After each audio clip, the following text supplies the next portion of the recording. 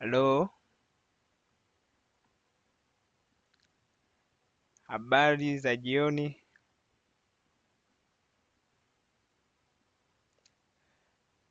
Okay, karibu Mr. Roy, na kuona tulikuwepo kwenye webinar session iliyopita. Mr. Roy Nyangile, karibu Naam, naam. sana.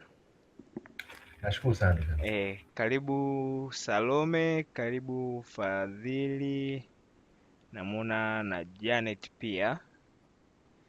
Karibuni sana kwenye session ya leo, ambapo leo tutapeana nondo za kilimo. Tutapeana nondo za kilimo. Nategemea kuwa na wadau mbalimbali, hasa wataalamu wa kilimo, lakini pia wakulima. Okay, wakulima, watu wa mataasisi mbalimbali, lakini pia kwa sisi tuliokuwepo hapa, nadhani tungepeana brief kidogo wakati tunasubiri, labda pengine kuna watu watajiunga, lakini nasisitiza sana, kama wewe ni upo humu na kuna wadau wa kilimo wengine unawajua, either ni wakulima au ni afisa ugani, ni vizuri ukashare content hii. Ni bure kuingia, ni bure kuingia. Kwa hiyo wakipata nafasi ya kuuliza maswali ambayo yanawatatiza kuhusiana na nondo za kilimo, mbinu, mbegu na vitu mbalimbali, itakuwa ni vizuri sana. Kwa share zaidi kwa watu wako unawajua, wakulima, maafisa ugani wenzako, wadau wenzako wa kilimo, ili kuifanya hii webinar iwe interactive, na kadri watu wanavyozidi kuwa wengi ndio tunapata inputs nyingi sana, na hata maarifa ambayo yanakuwa yanatolewa yanakuwa ni ya kugusa vitu mbalimbali. Kwa jitahidi, unaweza tu ukashare, ukacopy link. Hii ni free, unaweza ukawatumia na watu wengine. Sawa sawa, nadhani tunaweza tukaendelea tu kidogo kidogo, kuhakikisha kwamba tuna introduce topic ya leo. Sasa tangu tunaanza webinar hizi ambazo kila siku tunafanya Jumatano, tumekuwa na mada ambayo nasema teknolojia inaongeza faida na kipato katika mnyororo wa thamani wa kilimo. Kwa katika kila siku tulikuwa tuna define mnyororo wa thamani wa kilimo ukoje, namna gani ambavyo unaweza ukaongeza faida na kipato kwa wadau mbalimbali. Tumegusia wakulima kama ndio walengwa au watu wakuu katika kilimo. Wao ndio producers, tunawategemea kwamba wao ndio walime, alafu wanakuja watu wa input, yani watu wa pembejeo, ambao moja kwa moja wao wana mchango kuhakikisha kwamba mazao yanayotoka katika kilimo yanakuwa ni ya ubora, lakini ni mazao ambayo yana nguvu katika soko. Kwa hiyo watu wa input pia tuliwagusa, tulizungumza, lakini pia kadri tunavyozidi kwenda mbele, tukipata inputs kuhusiana na mada gani tunaweza tukaizungumzia, pia tunaweza tukarudia kwa mada kuhusu watu wa input, yani hapa namaanisha agrovet na wazalishaji wa mbegu na wazalishaji wa viuatilifu moja kwa moja. Lakini tukaona kwamba baada ya pale kuna wale off takers. Kuna siku nilikuwa na conversation na mtu wetu wa masoko hapa, anasema katika unapofika kwenye post harvest pale, activities ambazo ziko baada ya kuvuna, kuna vitu vingi sana, lakini kuna watu wadogo wadogo ambao wana umuhimu kwenye sekta ya kilimo, waga tunawaruka. Akazungumzia kama wale makuli, wale wanaoenda kuchukua mazao kuyapeleka kwenye collection centers. Kwao nao pia kadri tunavyozidi kwenda, kwa sababu webinar hii au midahalo hii ipo kila siku ya Jumatano, kwao tuta include mpaka hao wadau kuona mchango wao namna gani wanavyoweza kutumia teknolojia. Unaweza ukaja na mjadala tukazungumza wote kwa pamoja, tukapata kujua namna gani ambavyo tunainua hii sekta ya kilimo. Lengo ni kuhakikisha kwamba kilimo tunatoka kwenye kilimo cha mazoea, kilimo cha hasara, kilimo cha mazao ya chakula. Sasa tunajiboresha na kujipambanua katika nyanja za kulima kiuchumi. Tunahakikisha kwamba mkulima anapolima ana uhakika wa kupata faida 100%. Anaweza akapata faida 100%.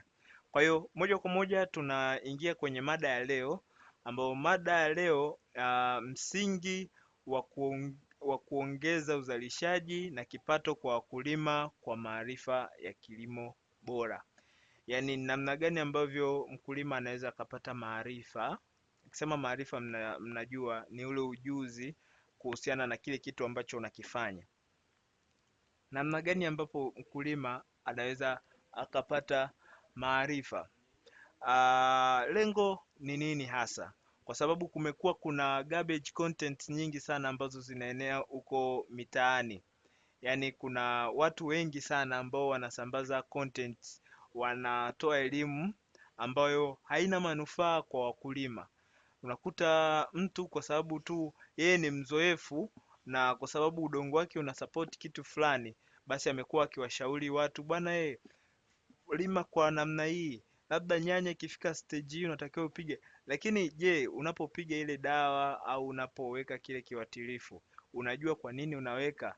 Sasa hiyo ndio lengo letu kwa siku ya leo, kuhakikisha kwamba mkulima either kabla hujalima au wakati unalima, unajua hatua kwa hatua ni aina gani ya mbegu, inastawi mazingira gani, inatoa matunda gani na kwa ubora gani. Je, mbegu yako inavumilia magonjwa? Hiyo ndio content ya siku ya leo, kuhakikisha kwamba kichwa chako kabla haujalima, wewe mkulima au wewe afisa ugani ambao unamfuata mkulima, unakuwa na uelewa na kile kitu ambacho unakiendea. Kwa hiyo kwa kufanya hivyo, wanasemaga knowledge is power. Kwa hiyo kwa kufanya hivyo tutakuwa na uhakika kwamba wakulima wanalima kilimo cha uhakika.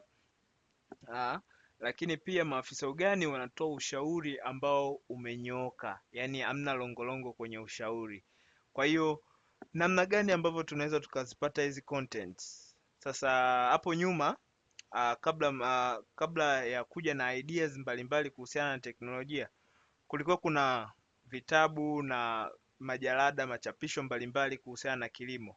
Of course baadhi yao yametoka kwenye sources ambazo ni za wataalamu, lakini ubaya kwa mazingira yetu hapa ya Tanzania ni kwamba zile content ambazo zimetoka kabisa kwa wataalamu wa utafiti, TARI, TOSCI na wengine huko ambao wanahusika kwenye kilimo au hata tafiti za nje, hazifiki kwa wakulima. Kwa nini? Kwa sababu mkulima ana teknolojia.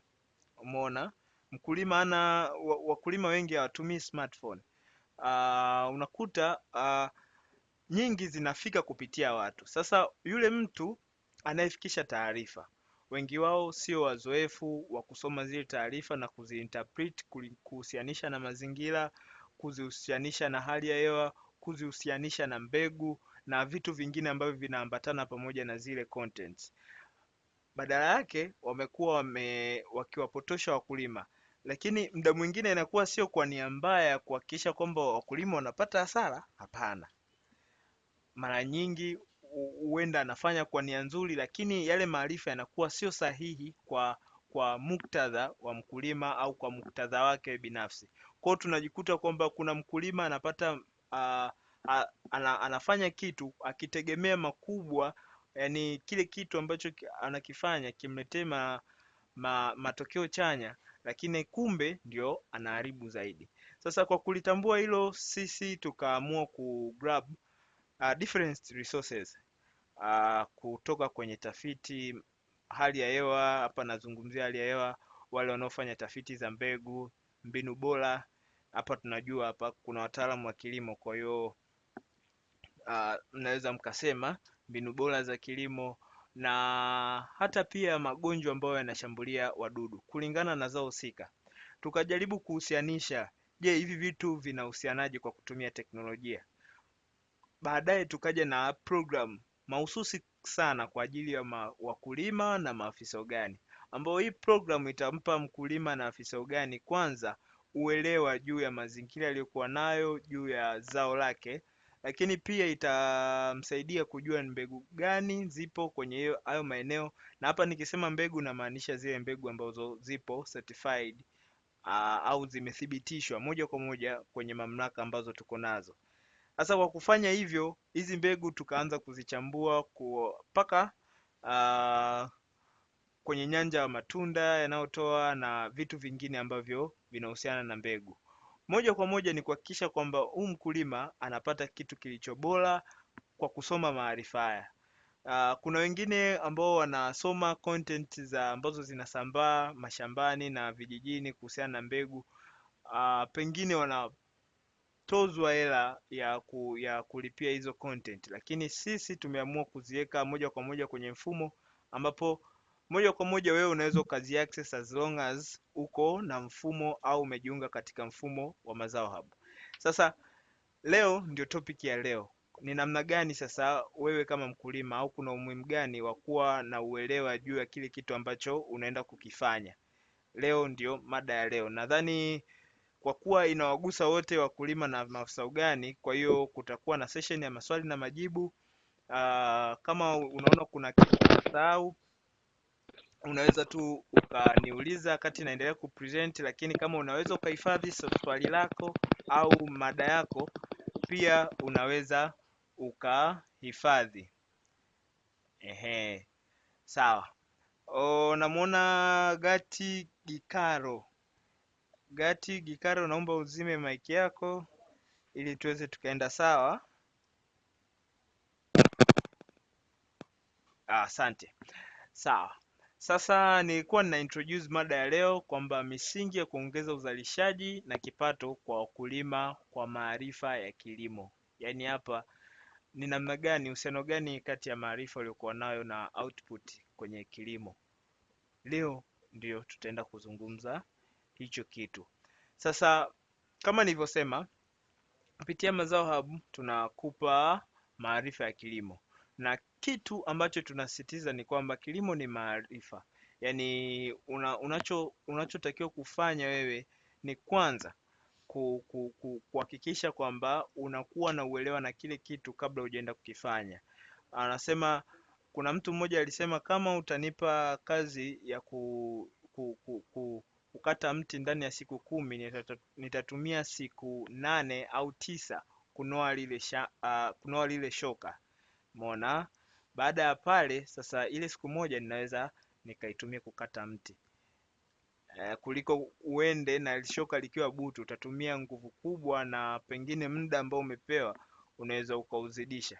Kwa hiyo hakikisha kama unaenda kwenye kilimo vivyo hivyo unakuwa na maarifa sahihi, ambapo hayo unayapata kupitia mfumo wa Mazao Hub. Na mfumo wa Mazao Hub unakusaidia wewe mkulima au afisa ugani kuelewa zao lako kwa kina ili kufanya kilimo chenye mafanikio, kinachotegemea maarifa sahihi kuhusu zao ambalo unalima. Na ili mkulima upate tija, au ili mkulima apate tija na mavuno bora, ni rahisi sana ukapata hayo matokeo endapo una maarifa sahihi, kwa sababu kwenye maarifa utakuwa na uwezo wa kutrack au kufuatilia afya na ukuaji na kila kitu ambacho kinaendelea kuhusu zao lako. Kwa hiyo kwa yote hayo ni rahisi, unaweza ukapata matokeo bora endapo unakuwa na maarifa sahihi kuhusiana na zao lako. Na kwenye mfumo kuna maarifa mbalimbali. Sasa ubaya wa kusoma tafiti ambazo zimekuwa published au zimechapishwa na wataalamu, tunaelewa hali yetu kwamba wasomi wengi aidha mataifa ya nje au ya ndani wanaandikaga kitaalam sana, na pengine wasiandike kwenye mtiririko ambao unaweza ukakufaa wewe kama mtumiaji wa mwisho, mkulima ambaye labda una elimu ya kawaida sana au haujasoma kabisa, unauelewa tu wa lugha, kusoma na kuandika. Sasa zile tafiti huaga zina mambo mengi, lugha nyingi za kitaalamu, na pengine content zinakuwa ziko zimeshonana. Sasa sisi kupitia teknolojia tukaweza kuziseparate, japo kuna mahusiano ambayo tumeweka ndani. Mtu unaweza ukanavigate through au ukabonyeza na ukaona unaingia kwenye page mbalimbali au kurasa mbalimbali kwa urahisi, lakini sisi tumeweza kuyatenga haya maarifa. Cha kwanza tumeyaweka kwenye maarifa ya mbegu tu. Endapo utalima zao la nyanya au kitunguu au nini, unaweza ukapata maarifa yake mahususi yakiwa yanajitegemea. Lakini pia kuna maarifa ya hali ya hewa, kuna maarifa ya mbinu bora. Nikisema mbinu bora hapa namaanisha gap kwa wale wataalamu wa kilimo. Lakini pia kuna maarifa ya hali ya hewa au tabia ya nchi, ambapo wewe kama mkulima utapata nafasi ya kuyaona na kusoma na kujiridhisha, ili unajua kwamba mizunguko ya majira ya mwaka ikoje, ni wakati gani wa kulima, wakati gani wa kupulizia dawa. Je, ukatokea umeenda nje ya ile misimu au ya ile kalenda ya zao, kwamba ni hatari gani ambazo unaweza ukachukua. Na vyote hivi hapo kwenye mfumo wa mazao hapo. Na tukianza kipengele cha kwanza, kuna maarifa ya mbegu, ambapo kama nilivyosema na kama inavyoonekana hapo kwenye screenshot ya app, ambapo kuna maarifa ya mbegu. Sasa hapa kwenye mbegu tulilenga nini?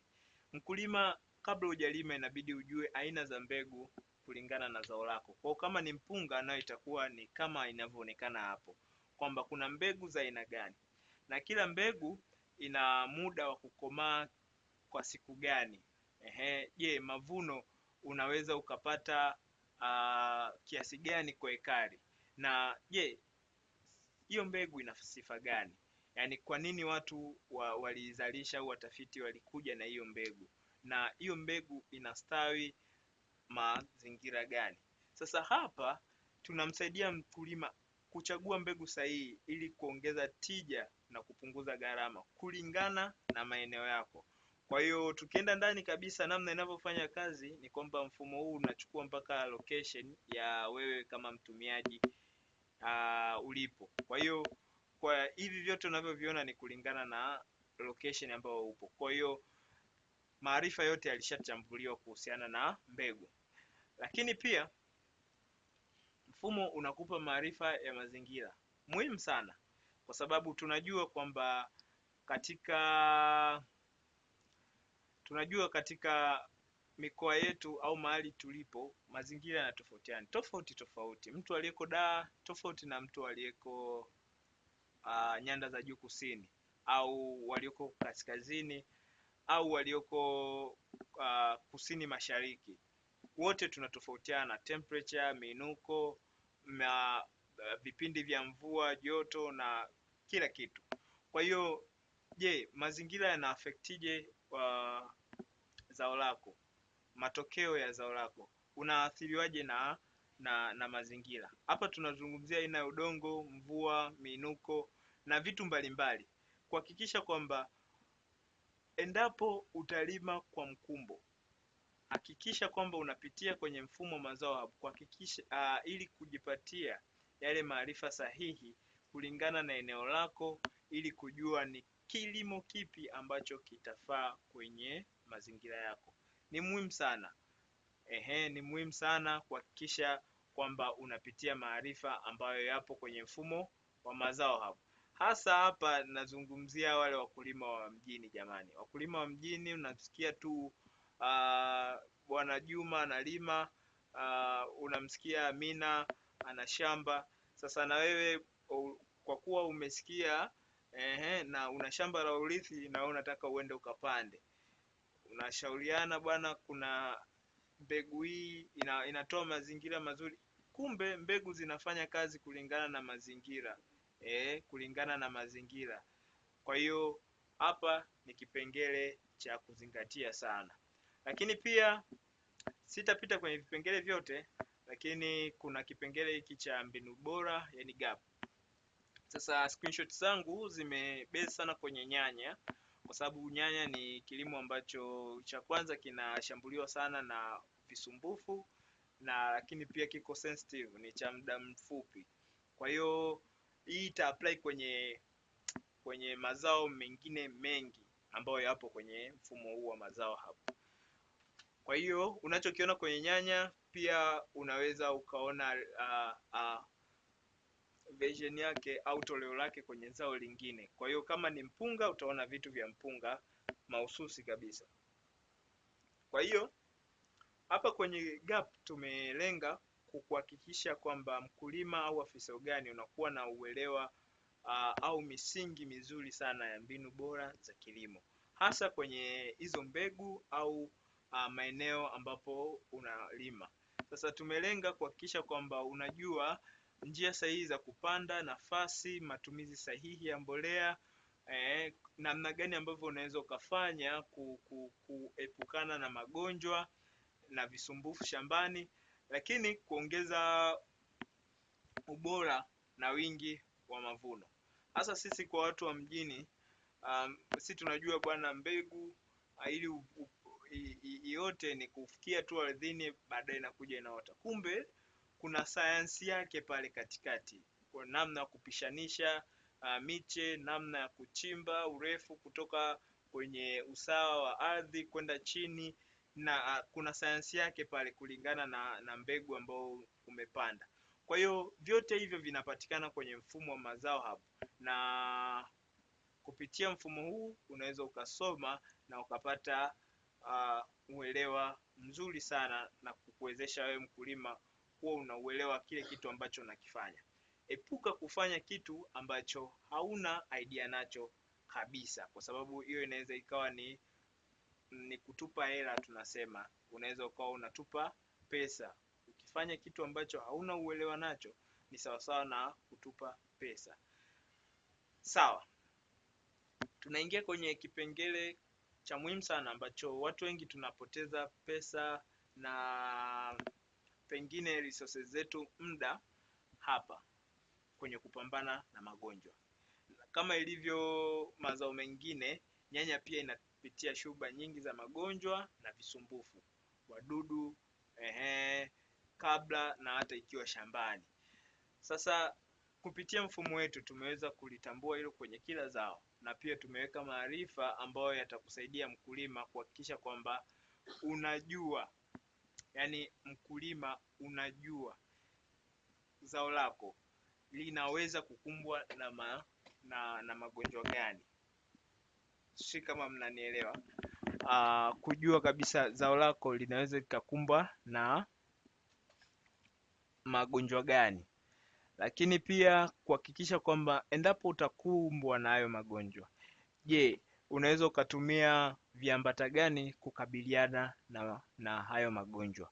Na wengi hapa tumekuwa tukiuliza, lakini hatuna uhakika kwamba lile gonjwa ambalo tumekutana nalo ndio hilo ambalo linashambulia mazao yetu. Kwa hiyo tumejikuta tu tunarukaruka kwenye kilimo. Unajikuta umetumia dawa hii sio, kumbe sio. Mwisho wa siku unatengeneza mchanganyiko wa sumu ambazo zinakuja zinamuathiri mtumiaji. Mwingine namna ya kuapply zile dawa hajui, namna ya kuapply dawa za kuua wadudu hajui. Mwisho wa siku tunakuja tunawaathiri wale walaji. Kwa hiyo hapa tutakufundisha au utapata kujua namna gani ambavyo unaweza ukatumia dawa mahususi kulingana na ugonjwa wako na kwa kiasi gani, na unatakiwa ufuate hatua zipi kwenye swala zima la kupishanisha muda na kila kitu.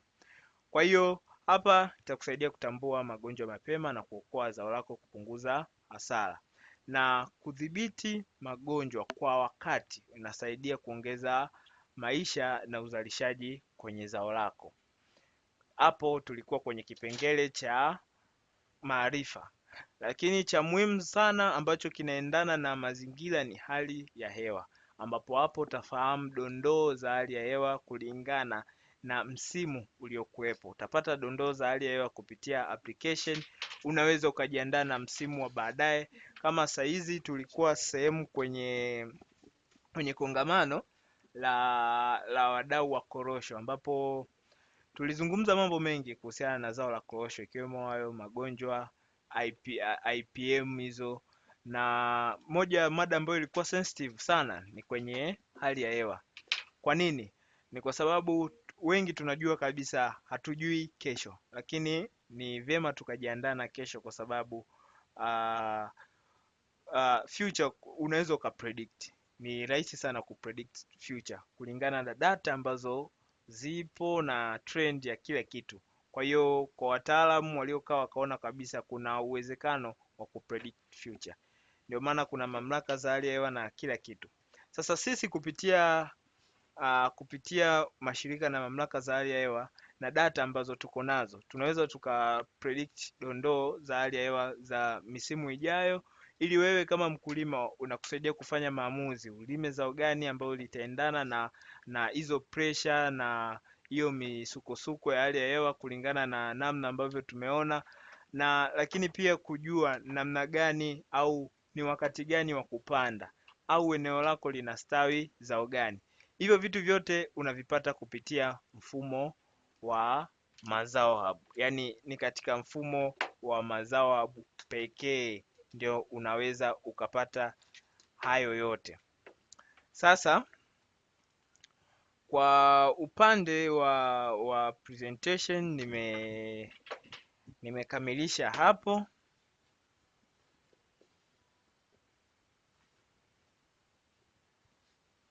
Labda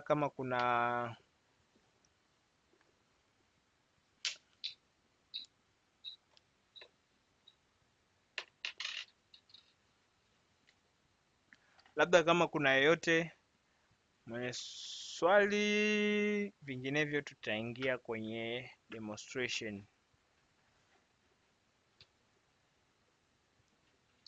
Karibu, kama kuna mdau yoyote anaweza akachangia kuhusiana na namna ambavyo nimezungumza hapa.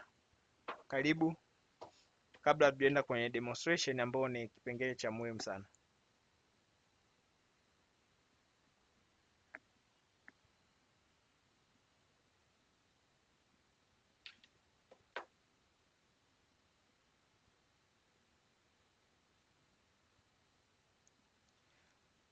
Okay, sawa.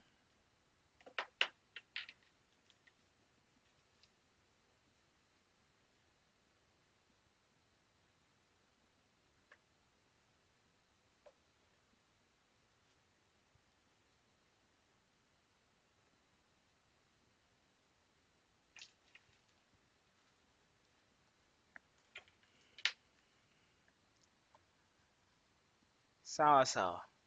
Sasa nimeshare hapo application, tuone namna gani ambavyo wewe kama mtumiaji unaweza ukapata maarifa ya kila kitu kwenye mfumo wetu wa Mazao Hub, ambapo unachoona hapa ni profile ya bwana shamba, lakini mkulima unaweza ukawa na profile yako moja kwa moja ambayo iko tofauti kidogo na hii hapa kwenye ukurasa huu wa nyumbani.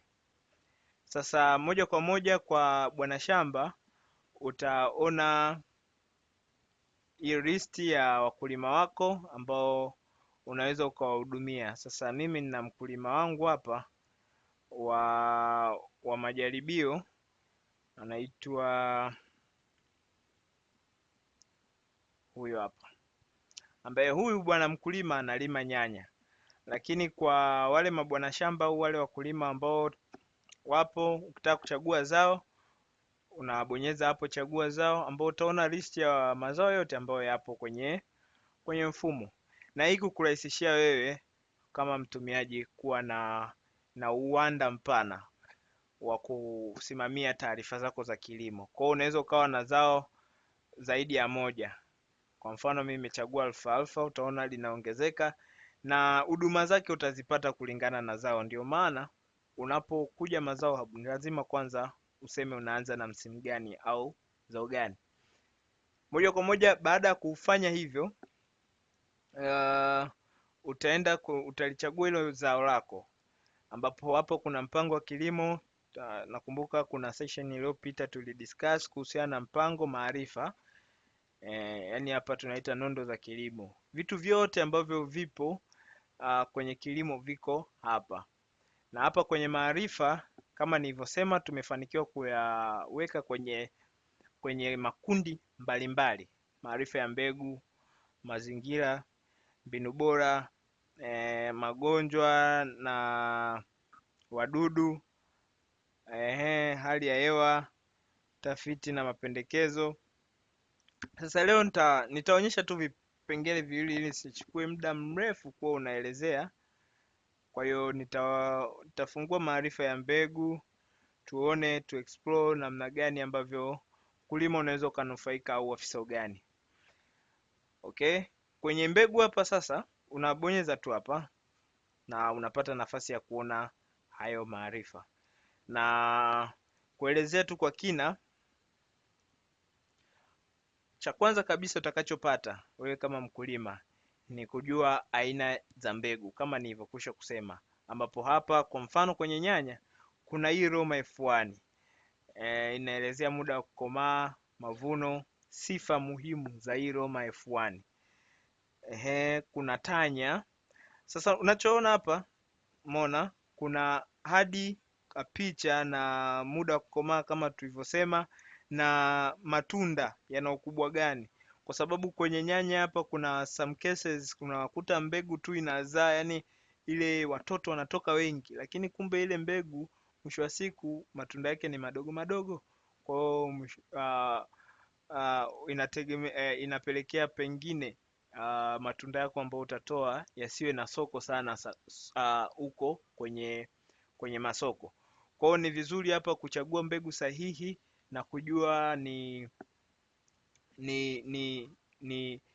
aina gani ya mbegu ambayo utaitumia kwa ajili ya soko, lakini pia ambayo inaweza ikavumilia magonjwa. Kwa hiyo ukiachana na hiyo Roma F1, kuna hii Tanya, unaweza ukajua kila kitu hapa kimeelezwa, na kuna page ambazo zinaelezea haya maarifa kwa undani zaidi.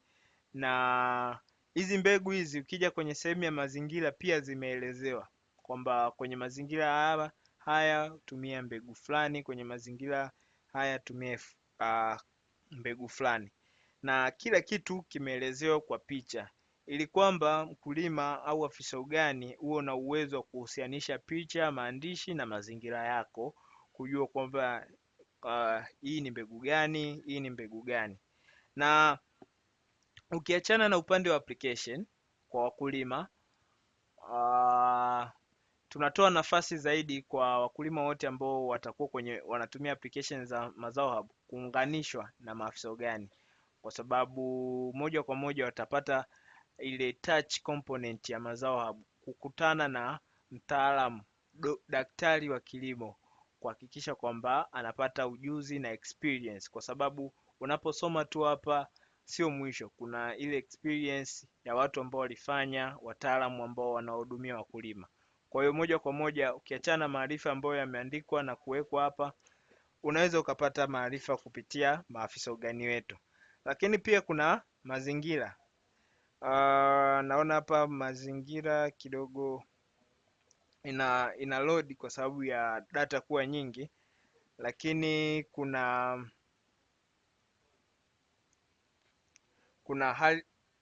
hali ya hewa hapa. Nadhani kuna picha ina load. Kuna mbinu bora. Nadhani ngoja nirudi hapa ni refresh. Okay.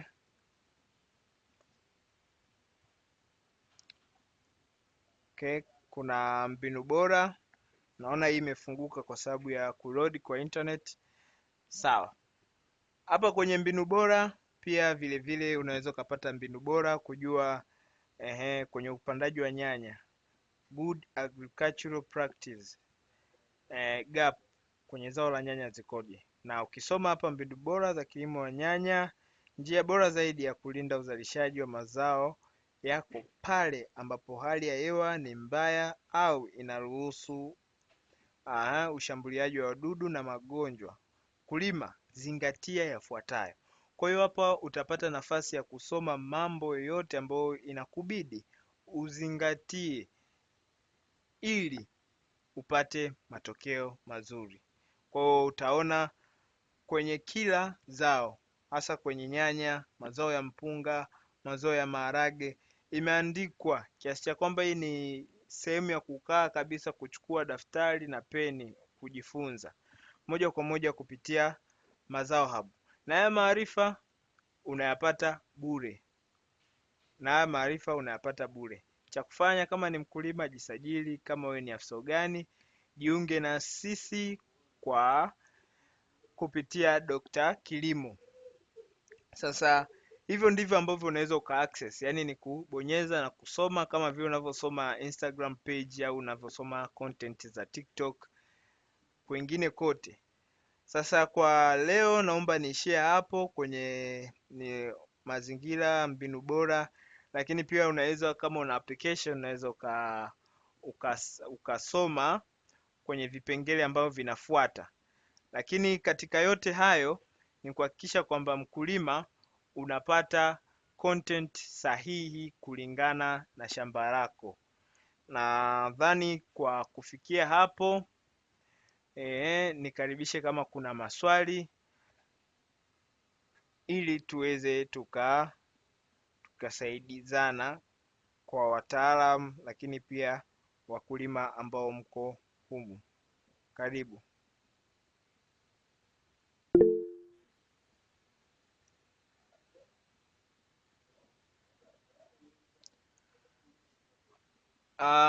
Nimeona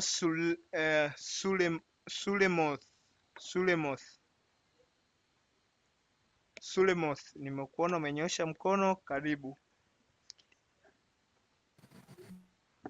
Sikiliza swali, unaweza ukajibu. Habari. Halo, mnanipata? Nakupata. Mimi naitwa Suleiman Mchopa, mkulima wa nyanya kutokea Mtwara, wilaya na Nyumbu. Nina swali au sijui ni swali. Mimi niliingia kwenye application niliingia kwenye application na email mbili. Ya kwanza niliingia kwenye application kama mkulima farmers, afu ya pili niliingia kwenye application kama crop collector. Sasa ule mfumo nadhani sijui uruhusu kuingia na email mbili. Kwa hiyo iliyobaki sasa hivi ni kama crop collector. Kwa hiyo nataka ni delete account niingie kwenye mfumo kama farmer, yani kama mkulima. Lakini kitu cha pili kitu cha pili nilikuwa nauliza, hata pia wakulima wenzangu kutokea mkoa wa Mtwara wanauliza afisa gani aliyepo kwenye mkoa wa Mtwara, lakini naona mpaka sasa hivi bado majibu hayajapatikana. Kama kuna msaada hapo naomba nisaidie. Ni hivyo. Sawa, asante Mr. Sule. Tukianza hiyo changamoto ya kwanza ya kuwa na akaunti mbili, mfumo wetu unaruhusu kuwa na akaunti mbili endapo utakuwa na email mbili tofauti ambazo umezitumia kwenye hizo akaunti. Yaani hapa namaanisha unakuwa na email moja kwa akaunti moja. Kwa hiyo kama una email moja kwa akaunti zote mbili lazima itakusumbua, lakini hiyo tunaweza tukaisote, unaweza ukawasiliana na mimi tukalirekebisha hilo swala, linawezekana moja kwa moja. Lakini pia kwenye hiyo account ya crop collector, bila shaka wewe ni crop collector, si ndio Mr. Sule? Hapana, ni mkulima. Kwa sasa hivi ni mkulima, ila ingawa natamani kuingia huko kwenye crop collector. Na hivi karibuni nadhani nitakuwa kwenye hiyo kitengo cha crop collector. Kwa ndo maana niliingia. Sawa. Sasa kama ni mkulima na akaunti yako mpaka sasa hivi inasoma ni mkulima au inaingia moja kwa moja kwenye crop collector? Akaunti yangu sasa hivi inasoma ni crop collector. Sawa. Basi baada ya webinar hii unaweza ukanitumia taarifa zako kupitia namba yangu, nitaiandika hapa kwenye chat. Sawa. Okay, utaona hapa kuna namba yangu kwenye chat. Moja kwa moja unaweza ukawasilisha kupitia WhatsApp au normal text, nikakubadilishia, kanipa tu username yako, kakubadilishia na akaunti zako zote mbili zikawa ziko hai. Lakini kwenye swala zima la Mtwara tulikuwa na kituo ambacho kwa sasa hivi bado kilifungwa kwa sababu za kiutendaji. Tunatafuta Ndio. mtu ambaye anaweza akakisimamia kile kituo vizuri, kuhakikisha kwamba anapush wakulima wa kule na hudumia hasa kwenye zao la korosho na ufuta. Kwenye hayo yote tuko mbioni kuhakikisha kwamba tunakirudisha tena Mr. Sule. Kwa hiyo soon tutakuja na kauli ya kusema kwamba kinapatikana sehemu gani, japo frame ipo ambayo mwanzoni tulikuwa tunaitumia, lakini sasa hivi hatuna uhakika kwamba je, mwenye nayo ameibadilishia matumizi au la. Asante. Sawa. Hiyo namba ya simu bado sijaiandika vizuri. Okay, hujaiandika, ingia kwenye chat hapo, kuna kialama kama cha chat. Sawa. Hapa tunapoongea hapa kuna alama ya chat. Umenielewa? Umeiona? Bado sijaiona. Ukibonyeza hapo kuna sehemu ya more, hivyo vidoti vitatu vilivyosimama, utaona kialama kama cha message. Unaweza ukaikuta hapo. Sawa. Umeiona? Okay, sawa. Nimeiona. Sawa. Nakaribisha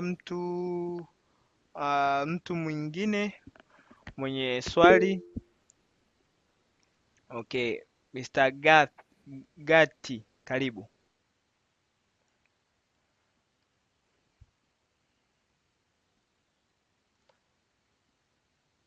Mr. Gati? Mr. Gati, tafadhali bonyeza kitufe cha maiki yako ili ikuruhusu kuongea hapo kwenye simu.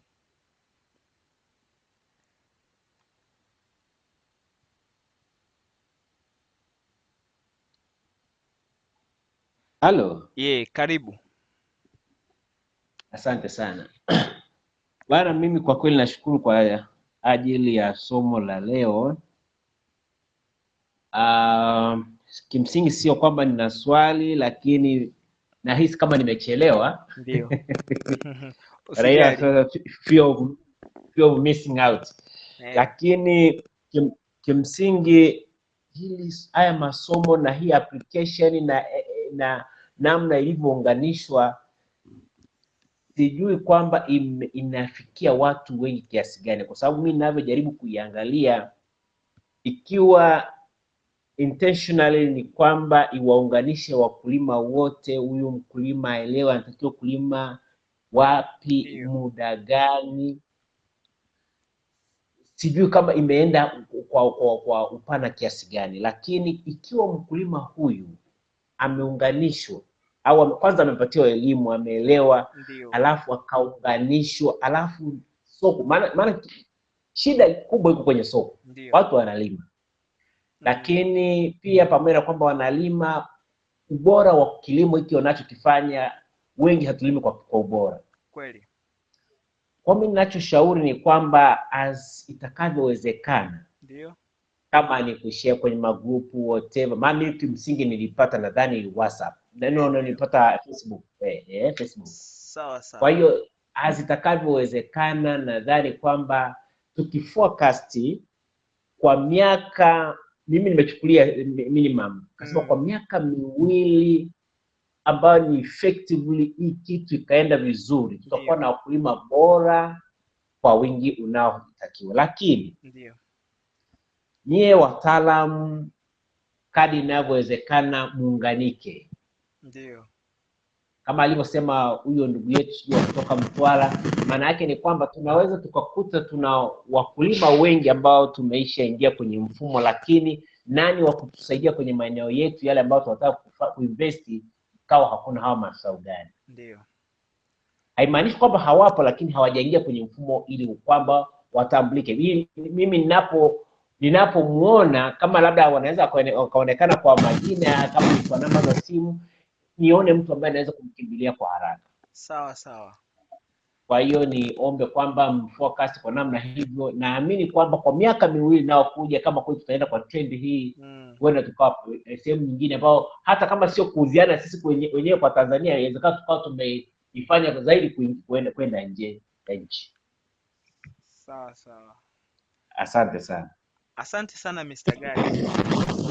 Ni remark nzuri ambao umetoa, na kama ulivyosema, tukitazama kwenye mapana marefu ya muda na utekelezaji wa hii mifumo na teknolojia kwa ujumla, tumepanga kuhakikisha kwamba tunawafikia wakulima wengi, na lengo ni kuhakikisha kwamba mkulima anaunganishwa na afisa ugani, anaunganishwa na mtu wa pembejeo zilizothibitishwa, anaunganishwa na wadau wengine mbalimbali. Na kulifikia hilo, tuliona kwamba awali tuwe na vituo vyetu vya kliniki za kilimo ambao vipo 15 kwenye mikoa 15 ambao tumeanza navyo. Lakini Mr. Gadi, tafadhali mute. Sawa. Mute mic. Okay.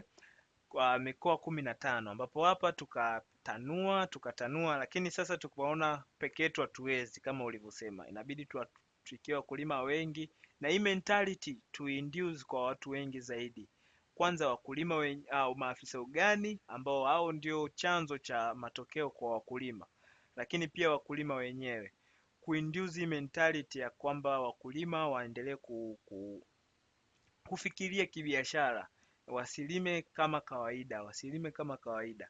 Na ndio maana tukaamua kuja na hizi features mbalimbali ambazo zitamsaidia mkulima kuhakikisha kwamba anatoka. Lakini tukaona pia teknolojia kwa wakulima mpaka ije ifike ni kazi sana au ni nguvu sana. Kwa hiyo kwa usaidizi wa maafisa ugani wanatusaidia kupush. Ndio maana tunawa encourage maafisa ugani, jamani, njoeni kwenye mfumo, jisajilini, mtaongeza maarifa, mtasaidia kumanage data za wakulima mbalimbali, na kila kitu kipo humu. Kwa hiyo kwa kadri tunavyokuwa na hizi sessions, tunajaribu kuamsha watu watoke kwenye yale mazingira. Tunajaribu kuamsha, jamani, amkeni, fanyeni kilimo kwa kutumia teknolojia, tunza kumbukumbu, tengeneza business plan, kuwa na maarifa na kila kitu, ili kuhakikisha kwamba tunafanya, wenyewe wazungu wanaita shift, tunafanya matokeo. Karibu Mr. Roy. Naona ulinyoosha mkono Mr. Roy, karibu sana. Asante, nashukuru. Mimi bwana, kwa upande wangu mimi, kwa jinsi ambavyo nimekuwa nikifuatilia kuhusu mazao hub, nikiangalia mission na vision, inaonekana yani ni kampuni ambayo ina promising future sasa, lakini nafikiri bado hapo kwenye swala sasa la kutanua operations kama kampuni. Umeona, mimi nilikuwa na pendekezo moja, kitu kimoja kifanyike. Unajua, in fact ni kwamba wakulima wengi hivi sasa hivi, kwa sisi ambao tupo vijijini, ambao tunaona nalia, ambao ni wakulima pia, naweza kama mashahidi, naweza nikasema kwamba sio kwa ubaya, lakini ni kama vile hawa extension officers wa serikali, ni kama wao ni kama tu wame relax. Umeona, lakini wakulima hawaja relax, wanalima, wanatanua operations zao, lakini pia wanahitaji kupata mafanikio. Umeona, lakini changamoto ni kwamba yani uwezekano sasa wa kupata ile huduma pale ambapo wanahitaji inakuwa ni changamoto. Unaweza kuna mfano, nipo kulia kule, mimi siye kumjua bwana shamba kama bwana shamba, siye kumjua.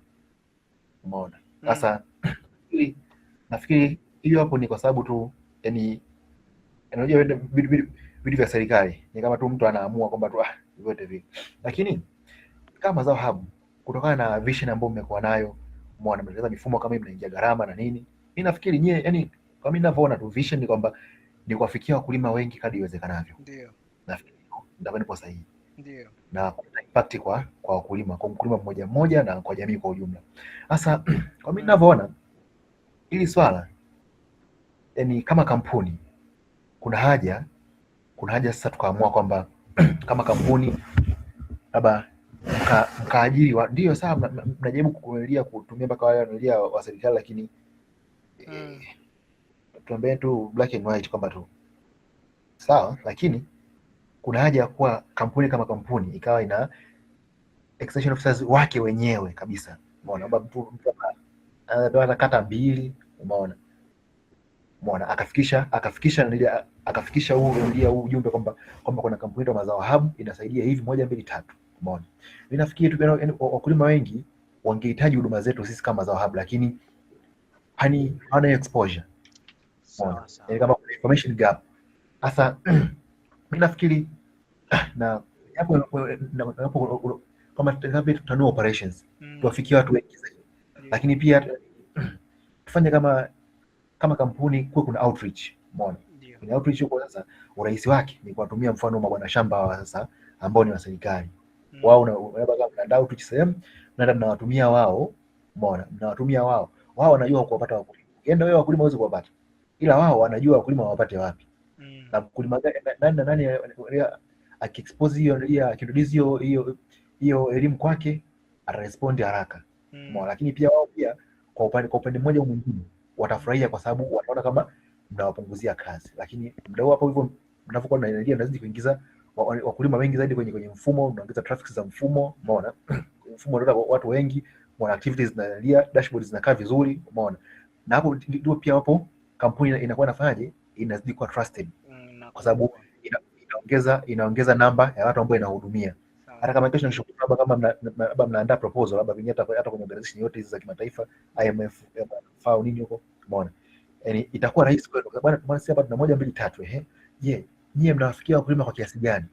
Mnapresent kama sababu dashboard zinaongea pale, kama dashboard zinaongea kwamba iko hivyo, wakiangalia pale hiyo nota inakuwa rahisi.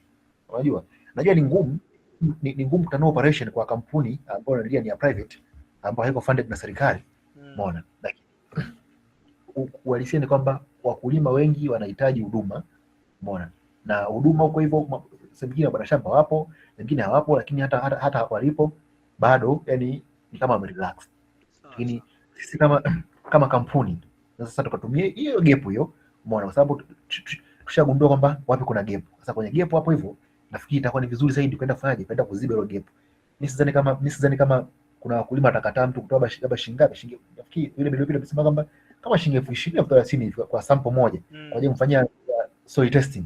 Sidhani kama watanidi, kwa sababu wakulima wengi bado wanasafa, umeona. Mtu anawekeza hela yake nyingi, lakini bado matokeo anayopata yanakuwa yapo chini, umeona. Kwa hiyo bwana, mtu hapa shida zaka ni udongo, bwana, sisi hapa tunatoa huduma ya moja bila labda kupima udongo, alafu sasa tukakushauri kutoka udongo wako ambao ulime nini au ufanye nini. Mimi najua ni wakulima siku hizi wamebadilika sana mentality zao, yani wanataka kuona kwenye investment yao pia productivity inaongezeka. Sasa nafikiri kama kampuni kuna namna ya kuona hapo hivyo, umeona, yani kwenye planning operations, lakini pia kwenye mabwana shamba ambao mnaweka huko field, hakikisha kwamba mna equip na right knowledge and skills, kwamba kuhakikisha kwamba huko hivyo wakulima wanapata kile ambacho kama kampuni mna intend kwamba kikiweze kuwafikia wakulima. Mimi nafikiri kwa sasa ni haya tu. Sawa. Asante sana Mr. Roy. Nitajibu baadhi ya maswali kadhaa, alafu mengine nitamwachia outreach. Naona uligusia kipengele cha outreach hapa, na uzuri mmoja kati ya wakuu wa outreach yupo Madam Margaret, kwa hiyo atapata nafasi ya kujibu kwenye swala zima la namna operation zetu, wafanyakazi au maafisa gani ambao wako ndani ya kampuni wanafanya kazi na namna gani wanazifanya hizo outreach na kutanua uwanda wa wakulima. Cha kwanza kabisa tunashukuru sana kwa kuwa umeona kwamba ni namna gani ambavyo tunafanya.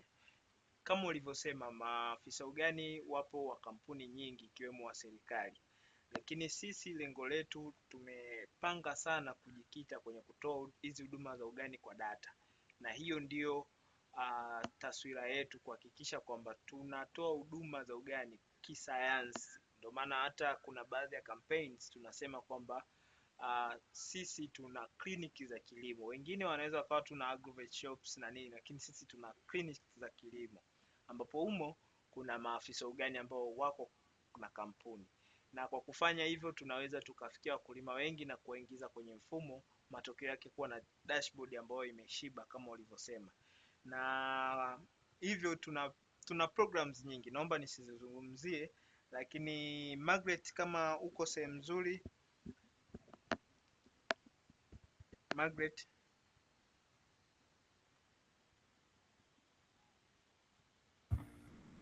Nafikiri ameshaondoka tayari. Okay, hayupo.